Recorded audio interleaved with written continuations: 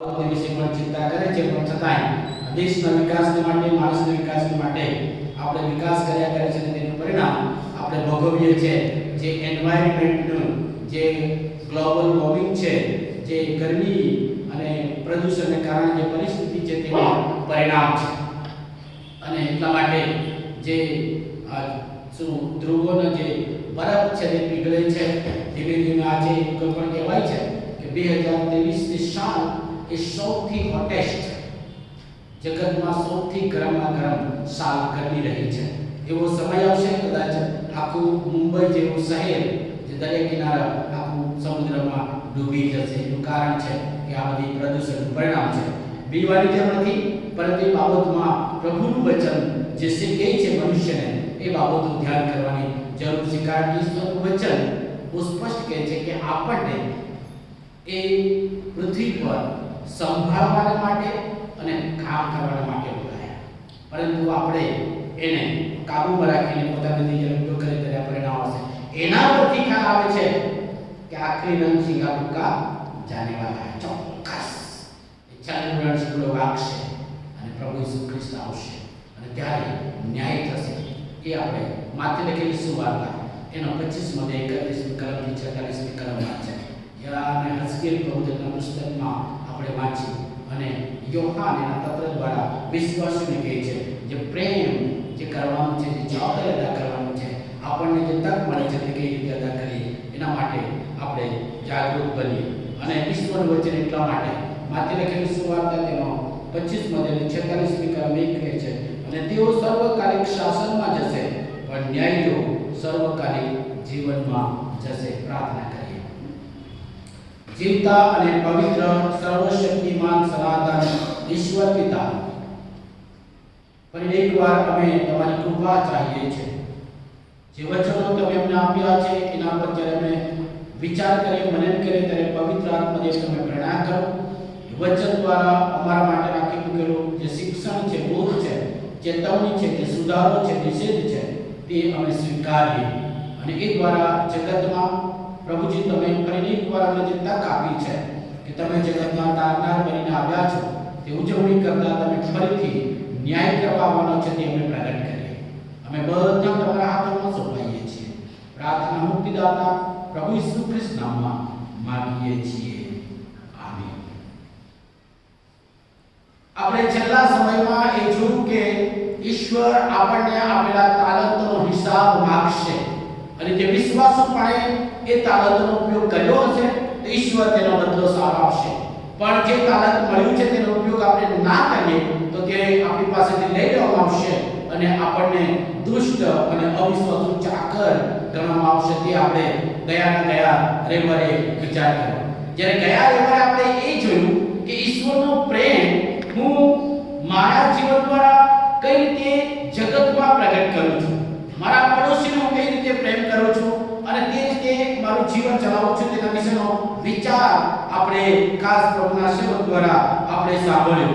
આજે સવારે આપણે એ સાંભળવા માંગીએ છીએ, જોવા માંગીએ છીએ કે જ્યારે છેલ્લું રણસિંગડું વાગશે ત્યારે હું કઈ તરફ હોઈશ, મારું સ્થાન ક્યાં હશે તેના વિશેની વિચારણા જે પ્રભુ ઈસુ ખ્રિસ્તે શીખવ્યું છે તેના વિશે આપણે જોવા માંગીએ છીએ.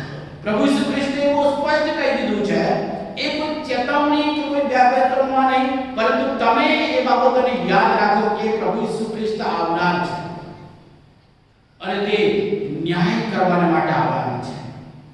પહેલે તારણ કરવા માટે આવ્યા ત્યારે ઘણા લોકો તે વખત એને કોઈને ખબર ના પડી. હજુ પણ ઘણા લોકોને ખબર જ નથી કે ખરેખર ઈસુ ખ્રિસ્ત તારનાર છે અને તે આવશે. કારણ કે કોઈના મગજમાં એ સ્વીકાર્ય ના બને, ઉતરી જ ના શકે કે કુંવારી કેવી રીતે ગર્ભ થાય ને બાળક જન્મે, જ્યારે કેવી રીતે માણસ મરી જાય ને ફરીથી જીવતો ઉઠે, એ માણસના મગજમાં સ્વીકારતું ઉતરતું છે ને. એવા માટે આ બાબત બહુ જ ભયંકર છે ને એટલા માટે પ્રભુ ઈસુ ખ્રિસ્ત ખરેખર જન્મ્યા છે તે સ્વીકારતા નથી તો પછી આવવાના છે તેના વચ્ચે બહુ જ બાબતો અશક્ય તેમને લાગે. પણ પ્રભુ પર વિશ્વાસ કરનારા લોકોમાંથી પણ આપણના માટે પણ આ બાબત ખાસ શિક્ષણ અને ચેતવણી આપે છે. ઈસુ ખ્રિસ્ત ન્યાય કરવા આવવાના છે અને તે મહિમા સહિત આવશે. જે મહિમા પ્રગટ કરેલા પુસ્તકના પહેલા અધ્યાયમાં યોહાને જોયું છે એવા મહિમામાં આવશે કે જેથી એનો સામનો કોઈ ના કરી શકે, પણ તેની સાથે પોતાના લોકોને માટે એ સારું કરશે. અને યાદ રાખે, જગતના બધા જ લોકોને એકત્ર કરવામાં આવશે. હવે આપણે વિચાર કરીએ કે ભારત દેશની વસ્તી એટલી બધી છે કે કોઈ જગ્યાએ આપણે જઈએ ને એટલા બધા લોકો હોય તો ત્યાં કોઈક એટલી બધી મુશ્કેલી થાય તો આટલા બધા લોકોને ભેગા કરીને કેવી રીતે કરશે? એનું સચોટ પ્રેક્ટિકલ ઉદાહરણ પ્રભુ ઈસુ ખ્રિસ્ત 5 રોટલી અને 2 માછલીમાંથી 5000 ને જમાડે છે. ત્યાં ક્યાં કેવી વ્યવસ્થા હશે? આપણે 500 માણસોની વ્યવસ્થા કરવા માટે ઊંચા નીચા થઈ જઈએ. જ્યારે 4000 ને જમાડે છે 7 રોટલી અને 2 માછલીમાંથી, થોડી માછલીમાંથી, તો ત્યાં વ્યવસ્થા કેવી રીતે? યાદ કરે કે જ્યાં પરમેશ્વરની હાજરી ઉપસ્થિતિ હોય ને ત્યાં એના સામર્થ્યમાં વ્યવસ્થા થાય છે. તો એ બધા લોકોને જ્યારે એકત્ર કરશે અને એકઠા કરીને એની વ્યવસ્થામાં એ જ્યારે ન્યાય કરશે તે બાબત આપણે જોઈએ છે. અને યાદ રાખે, ન્યાયીઓ અને અન્યાયીને અલગ કરવામાં આવશે, જુદા પાડવામાં આવશે, એકબીજાથી જુદા કરી દેવામાં આવશે. કુટુંબની અંદર આપણે સાથે રહીએ છીએ, થોડા સમય કદાચ આપણામાંનો બહારનું કોઈ દૂર જાય અને એના માટે જે આપણી લાગણી છે, આપણો પ્રેમ છે, એના માટે આપણે કેટલો વિરહ અને કેટલી વેદના અનુભવીએ છીએ કે ક્યારે જલ્દી પાછા આવે ને ક્યારે આપણે મળીએ, ક્યારે એકબીજાને મળીએ, ક્યારે આપણે ભેટે, ક્યારે એકબીજાની સાથે રહીએ. આ પૃથ્વી પર એ બાબતો થોડાક સમય માટે જે જુદાપણું હોય તો કેટલી વિરહ લાગે. જેમ નવા પરણેલાઓ થોડા સમય 1-2 અઠવાડિયાથી જુદા હોય તો કેવું લાગે? નોકરીને અર્થે દૂર જાય તો કેવું લાગે? આપણા બાળકો પ્રદેશ હોય તો આપણને ઊંઘ નહીં આવે, અમે તેમાંથી અનુભવમાંથી પસાર થઈ રહ્યા છીએ. એટલું જુદાપણું આપણાથી ના સહન થાય. તો યાદ રાખે, કુટુંબમાંથી પણ બની શકે કાયમ માટે જુદાપણું થઈ શકશે અને એ જુદાપણું ભયંકર હશે. અને એટલા માટે પ્રભુએ એકબીજાને જુદા પાડશે, ન્યાય અને અન્યાયને જુદા પાડશે. તે પરમનન્ટ, વન્સ ફોર ઓલ, એક જ વખત કાયમ માટે થશે. અને દરેકના જીવનના કામનો વિશ્વાસ પ્રમાણે જે કાર્ય કર્યા છે એનો બદલો પ્રભુ આપશે. એટલે પેલા 3 માર્ગમાંથી કર્મ માર્ગ પ્રમાણે નહીં, બરાબર? જ્ઞાન માર્ગ, કર્મ માર્ગ અને ભક્તિ માર્ગ. એમાં આ કર્મ માર્ગ સારું કામ કરીએ તો આપણું તારણ થશે ના. તારણ થયું છે, વિશ્વાસ કર્યો છે પ્રભુ ખ્રિસ્તમાં જ પાપની માફી છે અને પાપની માફી મળવાને કારણે આપણે સારા કાર્યો કરી શકીએ છીએ.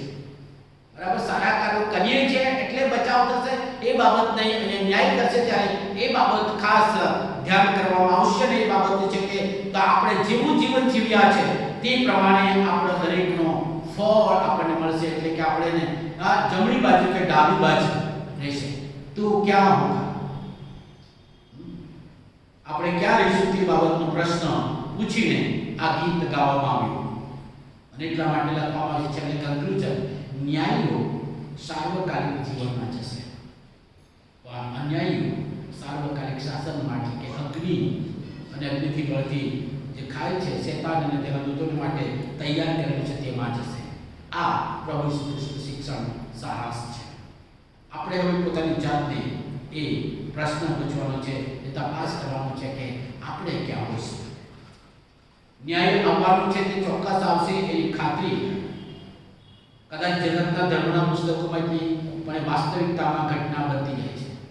ઘણી બધી બાબતો આકસ્મિક થાય છે, આપણને બધા નવાઈ લાગે છે અને એ બધું થશે. પણ તે પહેલા પ્રભુનું વચન એમ કહે છે કે જ્યારે ઝાડોને કુંપળ ફૂટે છે ત્યારે તમે જાણો છો કે અત્યારે ખાસ કરીને વસંત ઋતુ આવશે. તે પ્રમાણે સમય અને પરિસ્થિતિ જગતમાં બદલાય છે ત્યારે તમારે જાણી જવાનું કે પ્રભુનું આવું આગમન નજીક છે. પોતાના કાર્યો અને પોતાના જીવન પ્રમાણે ન્યાય થશે. અને એટલા માટે પોતાના કાર્યો અને જીવન જીવવા માટે દરેકને પ્રભુએ સ્વતંત્રતા આપી છે. દરેકનું મન સ્વતંત્ર છે.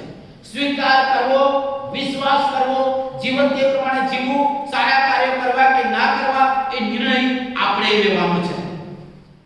પ્રભુ પરમેશ્વર દરેક પર પ્રેમ કરે છે, જગત પર પ્રેમ કર્યો છે અને દરેકનો ઉદ્ધાર થાય એવી પ્રભુની ઈચ્છા છે. અને એટલા માટે પ્રભુએ દરેકને સ્વતંત્રતા આપી છે કે સારું કરવું કે ના કરવું, ઈશ્વરને પસંદ કરવો કે ના કરવો એ આપણે પસંદગી કરવાનું છે. કારણ કે ઈશ્વર જાણે છે કે આપણે સારું કાર્ય કરીશું કે ના કરીશું, પહેલેથી પ્રભુ જાણે છે અને તે પ્રમાણે એ પોતાનાને ઓળખે છે. આપણો સંબંધ પ્રભુની સાથે, આપણી નિકટતા પ્રભુની સાથે કેવી છે તે પ્રભુ બધું જાણે છે.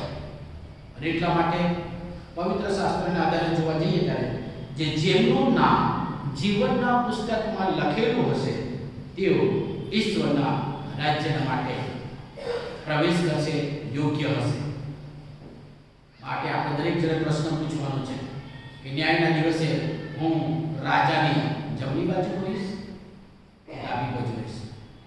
તો ક્યાં હોગા, તો કહાં હોગા? એ પ્રશ્નનો જવાબ આપણે પોતે શોધવાનો છે. જમણી બાજુ વાળાને પ્રભુ કહેશે કે જ્યારે હું ભૂખ્યો હતો, હું તરસ્યો હતો, હું ઉઘાડો હતો, હું માંદો હતો, હું જેલમાં હતો, હું મુશ્કેલીમાં હતો, ત્યારે તમે મારી ખબર લીધી, મને ખવડાવ્યું, મને પીવડાવ્યું, મારી મુલાકાત લીધી, મારી મારા માટે પ્રાર્થના કરી, મને સહાય કરી, મારી જરૂરતો પૂરી પાડી. આ પ્રભુ કહે છે. ત્યારે જમણી તરફના વાહનાઓ એ કહે છે કે અમે એવું ક્યારે કર્યું? યાદ રાખે, જેઓ પ્રભુ પર વિશ્વાસ કરે છે, જેઓ ખરા પ્રેમથી અને વિશ્વાસથી ચાલે છે, તેઓ પોતાના સારા કૃત્યો એ જગતમાં પ્રગટ થવા દેતા નથી અને એ લોકો યાદ પણ રાખતા નથી કે અમે સારું કામ કરીએ છીએ, તમને આમાં અમારો સારો બચાવ થશે, પ્રભુની નજીકમાં, પ્રભુની બાજુની ખુરશીમાં અમને જગ્યા મળશે, એવું યાદ ના રાખે. તે લોકો વિશ્વાસથી પોતાનું કાર્ય કરીએ જાય છે અને એમને ખાતરી છે કે પ્રભુ તેની નોંધ લે છે, જગત નોંધ લે તેની જરૂર નથી. અને એટલા માટે તેઓ પ્રશ્ન પૂછે કે અમે ક્યારે તમને એવી રીતે કર્યું? ભૂખ્યા હતા અને ખવડાવ્યું, તરસ્યા હતા અને પાણી પીવડાવ્યું, માતા હતા અને દેખરેખ હતી, જેલમાં હતા અને મુલાકાત લીધી, જ્યારે કપડા વગરના હતા ત્યારે કપડા પહેરાવ્યા. અને પ્રભુ કહે છે કે આ મારા ભાઈઓના નાનાઓને માટે તમે જે કર્યું છે તે મને કર્યું છે. ઘણી વખત આ બાબતથી ઘણા લોકો એ વિચાર કરે સોશિયલ ગોસ્પલ, એટલે કે આ રીતે સેવા કરીએ છીએ તે જ બચી જશે, તે જ પ્રભુના જમણી તરફ જશે. યાદ રાખીએ, વિશ્વાસથી જ એ બાબતો કરી શકાય છે, પ્રભુના પ્રેમ અને પ્રભુની દ્રષ્ટિથી જ. પ્રભુની દ્રષ્ટિ કેવી હતી? દયાભરી નહીં પરંતુ કરુણાવાળી દ્રષ્ટિ હતી. એમણે લોકોના ટોળા જોઈને લોકો પર કરુણા અને ત્યાર પછી એમને ખવડાવ્યા. પ્રભુ ઈસુ ખ્રિસ્ત જે જગતના સામાન્ય લોકો, તરછોડાયેલા લોકો, નકામા લોકો, ડિપ્રેશન, હોપલેસ લોકોની વચ્ચે પોતે આઈડેન્ટિફાઈ કરે અને એટલા માટે એમને સર્ટિફિકેટ આપ્યા કે પાપીઓનો મિત્ર, અને તેઓની વચ્ચે રહ્યા કે જેથી એ આપણને નમૂનો આપે કે આપણે કેવું કાર્ય કરવું છે. અને એટલા માટે જગતમાં સારા કાર્યો, પ્રેમાળ અને પ્રભુની યોજના પ્રમાણે કાર્યો ત્યારે જ આપણે કરી શકીએ છીએ જ્યારે પ્રભુ ઈસુ ખ્રિસ્તનો પ્રેમ અને પ્રભુ ઈસુ ખ્રિસ્તનો અનુભવ આપણે કરીએ છીએ. અને એટલા માટે પૂરા બળથી, પૂરી બુદ્ધિથી, પૂરી શક્તિથી, પૂરા સામર્થ્યથી પ્રભુ પર પ્રેમ કરવો અને તેઓ પોતાના પડોશી પર પ્રેમ કરવો, એ આપણે વાસ્તવિકતામાં જ્યારે કરીએ છીએ ત્યારે જ શક્ય બનશે. અને એટલા પરથી યાદ રાખીએ કે આપણે જ્યારે સારા કૃત્યો કરીએ છીએ ત્યારે એ જગતના બતાવવા માટે નહીં. ઘણા બધા લોકો એ સારા કૃત્યો, સારી બાબતો એટલા માટે કરે છે કે અમને કંઈક સારું મળે, બદલો મળશે, પરંતુ એ બતાવવા માટે, કંઈક યાદ રાખવા માટે નહીં, પરંતુ બીજાઓને માટે ઈશ્વરનો મહિમા થાય અને પ્રભુ પર વિશ્વાસ કરે એટલા માટે આપણે સારા કૃત્ય કરીએ છીએ. એ સારા કૃત્યો એ વિશ્વાસની નિશાની છે. જગતમાં ઘણા બધા લોકો એવા ધર્મ કૃત્યો કરે છે, સારા કૃત્ય કરે છે, ગરીબોને ખવડાવે છે, એવી જગ્યાઓ પણ છે કે જ્યાં દરરોજ 1000 લોકો આવીને ખાઈ જાય, જ્યાં આપણે નથી કરી શકતા. એવા લોકો છે કે જેઓ નિસ્વાર્થ, કોઈને ખબર ના પડે એવી રીતે બધા લોકોને કપડાં આપે, મદદ કરે, ખવડાવે. બીજાઓને દવા મફતમાં આપે, એ બધા સારા વખતે એનું વેલ્યુ શું? પણ એ વેલ્યુ એ જગત પૂરતું હોય ત્યારે પ્રભુ એને ગણકારતા નથી. એનું કારણ છે કે પ્રભુ ઈસુ ખ્રિસ્તનો પ્રેમના અનુભવમાં જે પ્રભુના મહિમા માટે કરેલું હોય તે માન્ય થાય છે. એટલા માટે પ્રથમ આપણો વિશ્વાસ છે અને ત્યાર પછી વિશ્વાસનું ફળ છે. યાકૂબનો પત્ર તેનો બીજો અધ્યાય 14 અને 17મી કલમ પ્રમાણે, એફેસનો પત્ર બીજો અધ્યાય અને 8 અને 9મી કલમ પ્રમાણે પહેલે વિશ્વાસ છે અને ત્યાર પછી વિશ્વાસનું ફળ છે. અને એટલા માટે જમણી તરફના વહાલાઓ એ પોતાના સારા કૃત્યો, વિશ્વાસથી કરેલા સારા કાર્યો યાદ રાખશે નહીં, પરંતુ પ્રભુ એ યાદ રાખશે. એમ કહે છે કે તમે આ નાનાઓમાં એકને તમે કર્યું છે તો તે મને કર્યું છે. અને એટલા માટે એક સામાન્ય કહેવત છે કે જન સેવાય પ્રભુ સેવા. નાનાઓને નકાર ના કરવું એ બાબતો બહુ જ અગત્યની છે. જ્યારે ડાબી બાજુવાળાને એ બધી બાબતો કહે છે, એ લોકો કદાચ એવું વિચારશે કે માનશે કે ખ્રિસ્તની અમે સેવા કરી છે, અમે કદાચ નિયમિત પ્રભુ મંદિરમાં જઈએ છીએ, અમે નિયમિત દાન આપીએ છીએ, અમે નિયમિત અમારી બધી સેવા કાર્ય કરીએ છીએ, અમારી પોતાની જાતને પણ સારી રીતે કરીએ છીએ, અમે બધી બાબતો કરીએ છીએ, એટલા માટે એ બાબતો પ્રભુ યાદ રાખશે. પણ જો એ કાર્યો ફક્ત પોતાના માટે, પોતાના મહિમા માટે સ્વાર્થભર્યા કરેલો હશે તો તે પ્રભુ વચન કહે છે તે પ્રમાણે ઢોંગી છે, હિપોક્રાઇટ છે. અને એટલા માટે પ્રભુ ઈસુ ખ્રિસ્ત ફરોશને શાસ્ત્રીઓને એ જ બાબત કહે છે, ઢોંગીઓ, તમે બહારથી કબરને શણગારો છો પણ અંદરથી તો એ ગંધાય છે. અને એટલા માટે વાસ્તવિક રીતે જો આપણે આપણા પડોશી પ્રત્યે આપણે પ્રેમ રાખ્યું ના હશે પણ આપણે ધિક્કારતા હશે તો પ્રભુ એનો યોગ્ય બદલો આપશે નહીં. અને એટલા માટે પહેલા યોહાન 4 અધ્યાય 20મી કલમ કહે છે કે જો કોઈ કહે કે હું દેવ પર પ્રેમ રાખું છું પણ તે પોતાના ભાઈ પર દ્વેષ રાખે છે તો તે જૂઠો છે. વહાલાઓ, એટલા માટે પ્રભુ વચન કહે છે આપણા વિરોધી કે આપણી ટીકા કરનાર, નિંદા કરનાર, અપમાન કરનાર, આપણને બધી રીતે ખરાબ કરનાર પર પણ પ્રેમ કરવો, પ્રેમ દર્શાવવો એ પ્રભુના વિશ્વાસનું ફળ છે. આ પ્રેક્ટિસમાં કરવું જ પડશે. એ બની શકે કે આપણા મંડળીની અંદરની પણ ગેરસમજ હશે, મંડળીની અંદર પણ વિરોધી બાબતો હશે, એકબીજા વિશે અપમાનિત હશે, પણ વહાલાઓ ત્યારે પ્રભુ ના ચલાવી લેશે. આપણે વિચાર કરીશું કે ચાલી જાય, પ્રાર્થના કરીને માફી માંગી લઈશું, ના ચાલે માટે. જ્યાં સુધી આપણે આપણા પડોશી પર, આપણા ભાઈઓની સાથે એક ખુલ્લા પ્રેમથી પ્રેમ ના કરીએ તો બની શકે આપણે ડાબી બાજુ જોઈશું. અને એ કરવા માટે પ્રભુની કૃપા માંગવા. હું પરફેક્ટ નથી, ખબર છે ઘણા બધા લોકો કે આ બાળક જાય તો સારું, અથવા તો આ બાળક બરાબર નથી કરતા, સ્વાભાવિક છે, નબળાઈ છે, પણ મારે એનો અર્થ એવો નથી કે બધાને પ્રેમ ના કરવાનો. એ પ્રભુની કૃપા માંગવાનું, માફી માંગવાનું, માફી આપવાનું અને વાહનો પ્રેમ કરવાનું કે જેથી જેને આપણે જોઈએ છે તેને જો આપણે પ્રેમ ના કરીએ તો પછી જેને જોતા નથી તેને આપણે કહીએ કે એના પર હું પ્રેમ કરું છું, એ ઢોંગીપણું છે. અને એટલા માટે યોહાન સ્પષ્ટ લખે કે તે જૂઠો છે, કેમ કે પોતાના ભાઈ જેને તે જોયો છે તેના પર જો તે પ્રેમ રાખતો નથી તો દેવ જેને તેને જોયો નથી તેના પર તે પ્રેમ રાખી શકતો નથી. This is the fact. અને એટલા માટે વાલા, જો આપણે કોઈની સાથે હજુ પણ આનંદ ના હોય, જો આપણે કોઈના વિશે કંઈક બોલતા હોય કે કોઈ આપણા વિશે બોલતું, માફી માંગો, કન્ફેસ કરો. નાના બની જશો નહીં. આજે કદાચ નાના બનશો, આજે કદાચ ખોટી બાબતો બનશે, પણ પ્રભુ એની નોંધ રાખશે. પ્રભુ એ સ્વીકારશે, પ્રભુ એ માગે છે.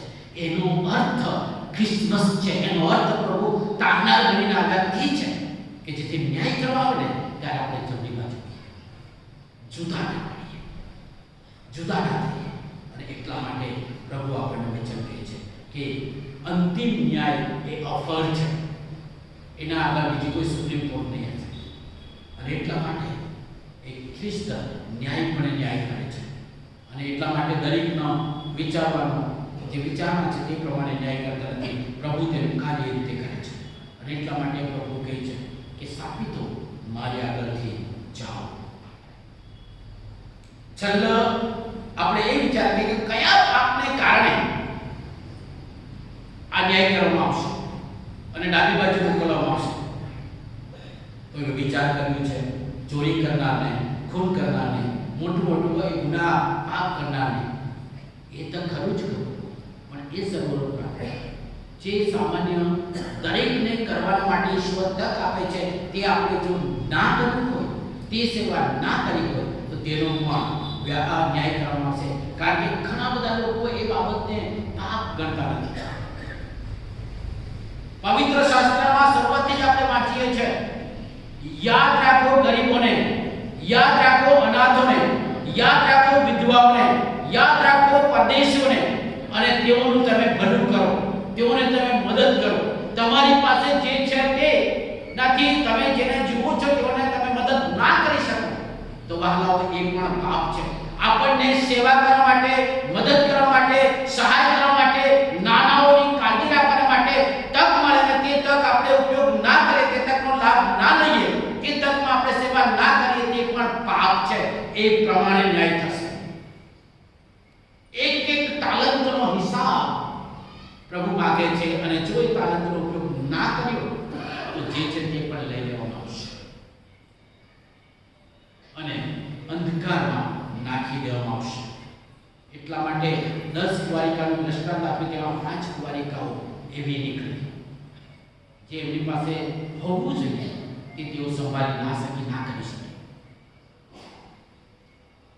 જે તાલંતના સંબંધમાં પણ છે, જેને એક તાલંત મળ્યો તેને તેનો ઉપયોગ કરવો જોઈએ પણ ના કર્યો, અને એટલા માટે એને દુષ્ટ ચાકર કહેવામાં, એની પાસે તે લઈ લેવામાં. લુકની લખેલી સુવાર્તામાં એક દ્રષ્ટાંત છે, જે લૂંટારાના હાથમાં પડેલો ઘાયલ માણસ નિસહાય મરવાની અણી પર હતો. યાચક ત્યાગી જાય છે. યાચકનું ઉદાહરણ આપું છું, પાળકનું ઉદાહરણ આપું છું. પાળકો શું કરે છે? એને એની સેવા કરવાની તક મળી, બાજુમાં ફંટાઈને જતા રહ્યા. ઘણી વખત હું એવું કરું છું, સેવાની તક મળે છે અને હું બાજુમાં ફંટાઈને જાઉં છું. આપણે તપાસ કરીએ, બાજુમાં ફંટાઈ જઈશું એ હિસાબ પ્રભુએ રાખશે. લેવી પણ ત્યાંથી જાય છે, એ પણ એને પણ તક મળે છે સેવા કરવાની, પણ એ પણ શું કરે છે? બાજુમાંથી ફંટાઈ જાય છે. અને બાજુમાં ફંટાઈ જવાના ઘણા બધા કારણો મારી પાસે છે, આપણી પાસે છે. આપણે ઘણી વખત એ આવેલી સેવાની તકનો લાભ આપણે લેતા કે એ તો શું કરવાનું, બીજા લોકો કરશે, આપણે શું કરવાનું? વહાલાઓ, એ બધી બાબતોનો હિસાબ આપણે પ્રભુને આગળ આપવાનો રહેશે. પણ જુઓ પેલો સબરૂની જેને યહૂદીઓ ધિક્કારતા હતા, એના વિશે પ્રભુ ઈસુ ખ્રિસ્ત દ્રષ્ટાંતમાં કહે છે, તે માણસ આવ્યો, ઘાયલ પડેલાને જોયો, પોતાનું જાનવરનો ઉપયોગ કર્યો, એની પાસે દ્રાક્ષરસ અને તેલ હતું, એ એમણે રેડિયું ઘાસ આપવા પાટા પાડી પોતાના જાનવર પર બેસાડીને લઈ ગયો. એ નાની સેવા, એની કદર કરવામાં આવી. અને એટલા માટે એ પડોશીને શું કીધું? કોણ તેનો પડોશી? જાણે તેની સેવા કરે તે પડોશીને પ્રભુ ઈસુ ખ્રિસ્ત કે જા તો પ્રમાણે કર. આવેલી તકનો લાભ, આવેલી સેવા, નાની નાની સેવાનો આપણે ઉપયોગ ના કરીશું તો તે પ્રમાણે મારો અને આપણો બધાનો ન્યાય થશે. અને એટલા માટે વહાલાઓ, એ છેલ્લા ન્યાયકાર નદીને આપણે યાદ રાખીએ કે મળેલી તક મને મળે છે, એ તકનો લાભ આપણે લઈએ. નો ડાઉટ આપણી પાસે કોઈની પાસે આજના સમયમાં સમય નથી, પણ એનો ઉપયોગ કરવાનો. એક બહુ જ મોટા જાણીતા પ્રખ્યાત અમેરિકાના પ્રેસિડેન્ટ અબ્રાહમ લિંકન જ્યારે પોતાને ઓફિસમાં જાય છે ત્યારે આખા કપડા, ગંદા કપડા સાથે જાય છે. ગંદા ડાઘ, પાણીના ડાઘ ઉડેલા હોય એવા કપડા સાથે જાય છે. પ્રેસિડેન્ટ, અને જ્યારે એને પૂછવામાં આવે ત્યારે રસ્તામાં આવતા એક ભૂલનું બચ્ચું ગટરમાં તેને બહાર કાઢ્યા અને તે બહાર કાઢતા જે ડાબકા પડ્યા તે સાથે એનો સમય બચાવ સમય પ્રમાણે ગયા. કહેવાનું તાત્પર્ય એવું છે કે આપણે કેટલો બી હોદ્દા પર ના હોઈએ, પણ નાનામાં નાનું કામ આવેલી તક એક જ વખત મળે છે, છેલ્લી વખત મળે છે, તેનો ઉપયોગ હું કરું છું કે નહીં, કારણ કે તેનો હિસાબ પ્રભુ માંગશે. અને ત્યારે આપણે ફરીથી પૂછવાનું કે હું રાજાની જમણી કમ હોઈશ કે ડાબી કમ હોઈશ.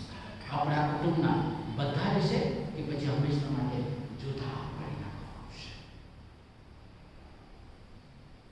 પ્રભુ આપણને જે કંઈ તક આપે છે તેનો ઉપયોગ કરવા મને ને તમને સહાય કરે. પ્રાર્થના કરીએ.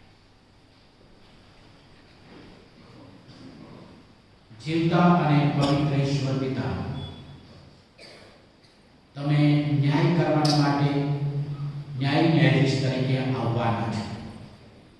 જેમ જગતમાં તારનાર બનીને આવ્યા, ઘણા બધાને ખબર ના પડી અને આજે પણ જગત એને પૂરેપૂરી રીતે સ્વીકાર કરતું નથી, માનતું નથી. જ્યારે તમે બીજી વખત મહિમા સહિત ન્યાય કરવા આવવાના છો, અમારા વિશ્વાસ પ્રમાણે, તમારા પરના પ્રેમ પ્રમાણે પ્રભુજી અમારા કૃત્યોનો ન્યાય તમે કરવાના છો. એ સારા કૃત્યો નહીં, પણ વિશ્વાસથી તમારા પ્રેમ નાનાઓની કરેલી સેવા પ્રભુ અમને તમારી જમણી ઉપર રાખનાર છે. એ બાબતો પ્રતાપ જ્યારે મને મળે છે ત્યારે પ્રભુએ જતી ના કરો. જો હું તમારા પર પ્રેમ કરું છું, તમારી જાતમાં એટલો પ્રેમ હું પડોશી પર કરું, એટલા માટે પ્રભુ સહાય કરો. જો બીજાના વિશે મારા હૃદયમાં, મારા મનમાં કંઈ ગુરુ છે, ખોટું છે, પ્રભુ માફી માંગવાનું અને માફ કરવાનું મને હૃદય આપો.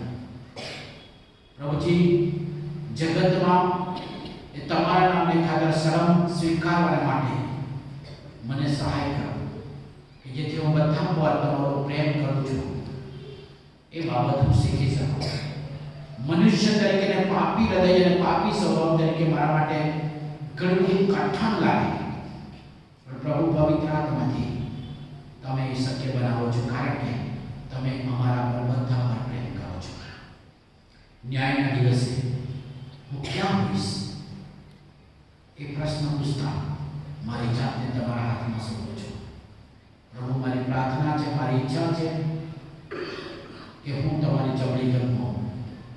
એટલા માટે પ્રભુ જગતમાં મને તે રીતે જીવન જીવવા, વિશ્વાસથી કાર્ય કરવા મારી જાતનું અર્પણ હું તમારી પાસે કરું છું. દયા કરીને મારો સ્વીકાર કરો.